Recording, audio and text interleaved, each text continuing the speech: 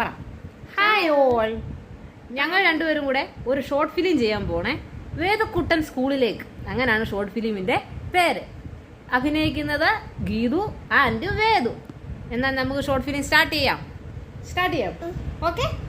ആ വാ വാ.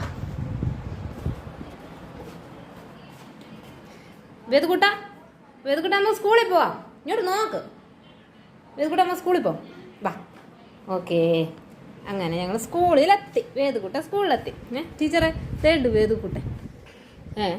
വേദക്കുട്ട ഇപ്പോഴേ കരയല്ലേ? ഷോർട്ട് ഫിലിമിന്റെ അഭിനേതാക്കൾക്ക് ഇങ്ങനാണോ?